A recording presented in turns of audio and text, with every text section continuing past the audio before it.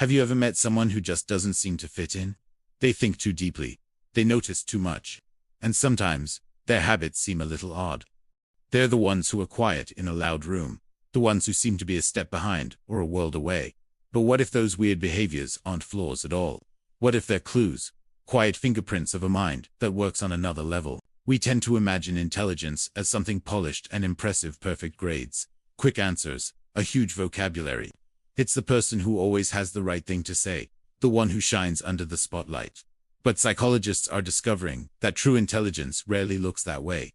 It's not loud. It's not perfect. It's different. It's often hidden behind behaviors that society might label as strange or antisocial. Real intelligence isn't just about what you know. It's about how you think. And the people who think the deepest often act the strangest. They don't blend in. They observe, reflect, and wander in their own worlds. You've probably seen it. Someone walking down the street, mumbling to themselves. It's easy to dismiss, right? But for a highly intelligent mind, this is a vital process. Talking to oneself isn't a sign of instability. It's a tool for clarity. When your brain is processing countless variables, speaking your thoughts aloud helps organize the chaos. Every word they whisper is a thread, weaving structure out of confusion, turning a tangled mess of ideas into a coherent tapestry. This is also why they struggle with small talk. Ordinary chatter about the weather or weekend plans can feel like static to them. It drains their energy because it doesn't engage the deep, analytical part of their mind. But they come alive when a question hits home, when the conversation turns to the abstract and the meaningful. Why do we chase validation? What's the real cost of comfort? These are the conversations that fuel them, the ones that make them feel connected and understood. Truly intelligent people are also hyper-aware. They notice the tiny shift in someone's tone, the micro-expression that flashes across a face for a split second, the detail in a room that everyone else overlooks. Their minds are like high-definition cameras, constantly recording and analyzing sensory data. This constant processing makes them deeply intuitive. They can often sense when something is wrong before anyone else does. But it also makes them exhausted.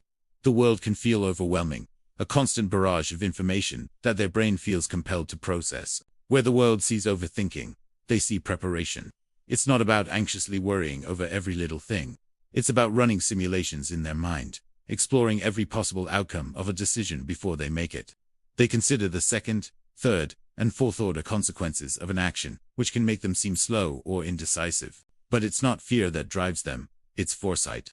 They're playing chess while others are playing checkers, thinking several moves ahead to ensure the best possible result. This is why you'll rarely find them in the center of a crowd. It's not because they dislike people, in fact. Many are deeply empathetic. It's because they understand energy. Large social gatherings can be a sensory overload, a whirlwind of emotions, conversations, and stimuli that quickly drains their mental battery.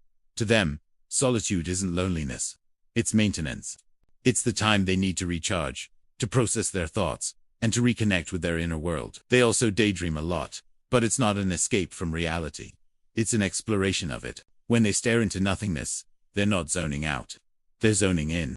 They are constructing universes, solving complex problems, or creating art in their minds. Their inner world is a laboratory where they can experiment with ideas freely, without the constraints of the physical world. And finally, they question everything. Rules, traditions, expectations. This isn't born from a desire to be rebellious. It comes from an insatiable curiosity, a genuine need to understand why things are the way they are.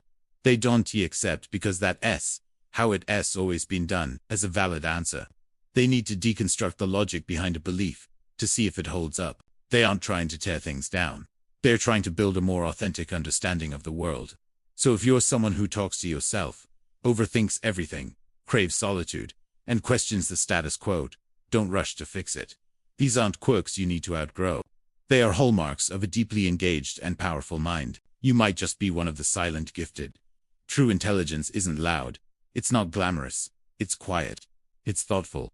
And yes, sometimes it just looks weird. If this resonated with you, let us know in the comments. Thanks for watching, and don't forget to subscribe for more journeys into the mind.